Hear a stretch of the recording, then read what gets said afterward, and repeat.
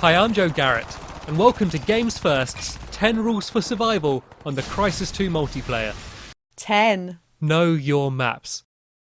This rule applies to any first-person shooter, but is especially important in Crysis 2. Learn the layout of the maps, the good locations to go, and the ways to move around the maps and cover, and you'll find that you'll instantly be getting better scores and winning more games. And although you will learn the maps by simply playing the game normally, why not speed up the process by starting up a private game and then exploring the map to find out how to get to new areas? The more you know, the better you'll be. 9. Armour before stealth.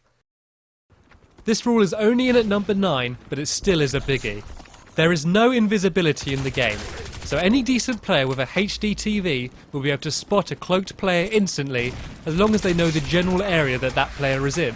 And while cloaked can be useful for crossing open areas or while spotting targets, in a gunfight, armour should be your go-to ability. 8.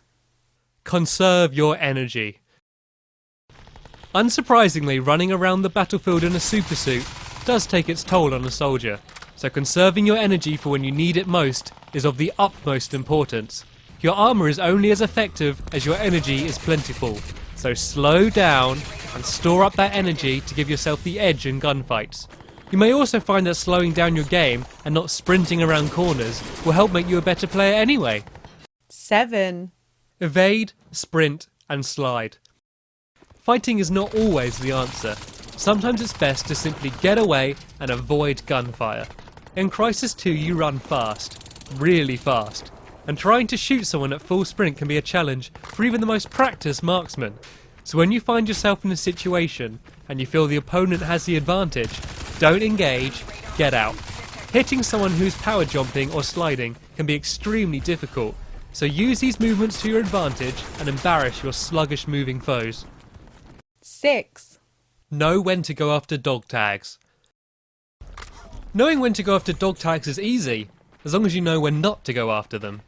You need to collect dog tags for support bonuses, so they are important, but going after them forces you to leave your position, which could be costly. If you have a great position, are defending an objective, or sniping long range, then ignoring the dog tags is usually the best option. Although while sniping I would recommend using the Retriever armour module, so that way you can collect your dog tags without having to leave your tent. The dog tags also don't disappear when you're killed, so if you think you might die just after you pick one up, leave it for now and then retrieve it once you've spawned back into the action. 5. Use holograms. Holograms are desperately underused online, and despite them being brilliant fun, they can also be very effective. Use the hologram to lure out an enemy that you know to be close, or even better, when you think someone's close, fire off a hologram to find out where your enemies are attacking from. It only takes the one moment of confusion and gunfire from your enemies, and their locations are revealed. 4. Mark players. You know that time you spent in the campaign cloaked in high up areas marking enemies? Well, why not try doing it in multiplayer? Simply press up on the D-pad to bring up your tactical visor, aim at an enemy and press the reload button to mark it. Although you shouldn't run around the map in visor mode, if you see a group of enemies, or there's some long range you can't kill, mark them and just see how quickly they're picked off by one of your teammates. You even get experience points for doing it. 3. Stay cloaked while spotting targets. Not much else to say about Rule 3, but this is something that I rarely see people doing online. When you're spotting targets and staying still, make sure you stay cloaked. When you're not moving, the cloak lasts a long time. So sit still, don't fidget, stay cloaked, and then when you see someone, quickly switch to your armour mode and shoot and kill them. This is especially effective while sniping. 2. Always use proximity alarm.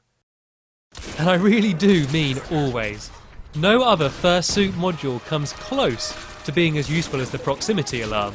Having proximity alarm allows you to know when enemies are coming up close to you.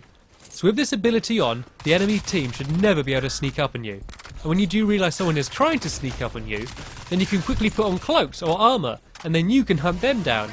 Or you can use Rule 5 and try and flush them out with a hologram. 1. Adjust your play style.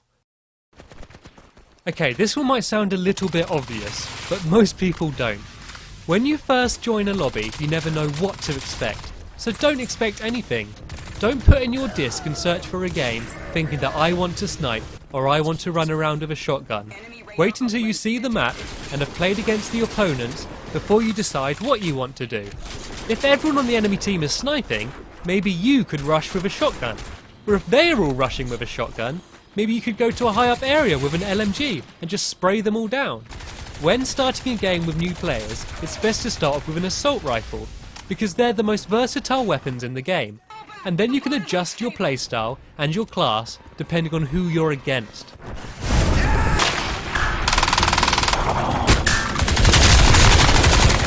Hopefully with these 10 rules, you can now take your super soldier killing talents to the next level. But the best way to get really good at the game is with practice, so I'll see you online.